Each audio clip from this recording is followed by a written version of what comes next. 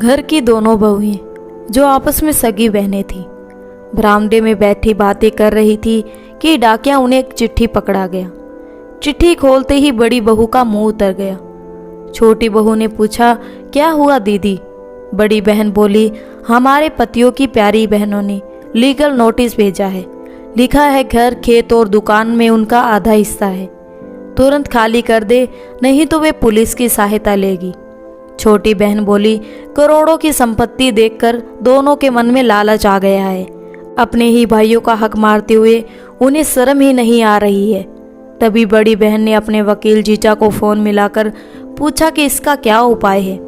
जीजा ने कहा, इसका कोई उपाय नहीं है। घर, खेत और दुकान पुश्तैनी है, इनमें दोनों का भी आधा हिस्सा बनता है। अगर वे मांग रही है तो देना ही पड़ेगा। दोनों के पति दुकान पर ही थे, उन्हें तुरंत फोन करके बुला लिया गया। वे बेचारे सीधे साधे इंसान थे, दुकानदारी के अलावा उन्हें कुछ नहीं आता था। घर में दोनों की पत्नियों की चलती थी, वे चाहती वही होता था। वे बेचारे दिन भर मेहनत करते और दोनों बहनें दिल खोलकर पैसे उड़ाती थी। सास ससुर के गुजर जाने के बाद वे दोनों बेलगाम हो गई थी। उन्हें रोकने टोकने की हिम्मत उनके पतियों में नहीं थी। बच्चों की वजह से भी दोनों भाई चुप थी।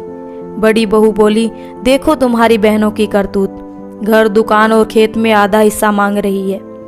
बड़ा भाई बोला, ये तुम दोनों की वजह से हुआ है।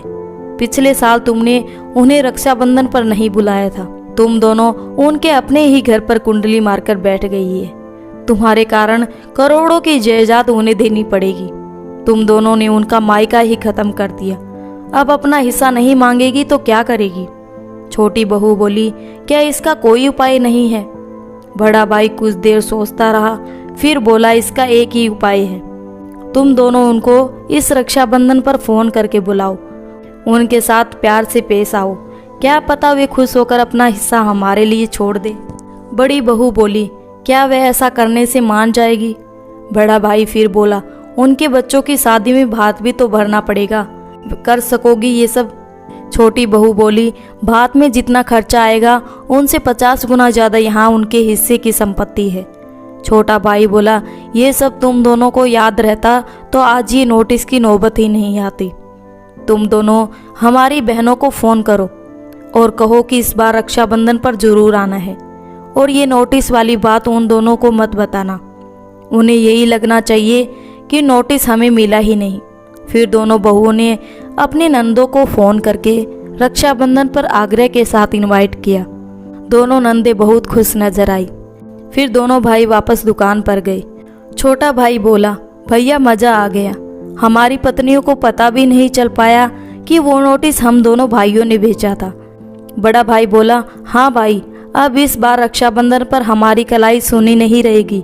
वे लालची औरतें अब कभी भी हमारी बहनों से बुरा बर्ताव नहीं करेगी। दोस्तों, कैसी लगी ये कहानी आपको? अगर अच्छी लगी हो तो वीडियो को लाइक कर देना और हमारे चैनल सोशल स्टोरी को सब्सक्राइब कर लेना।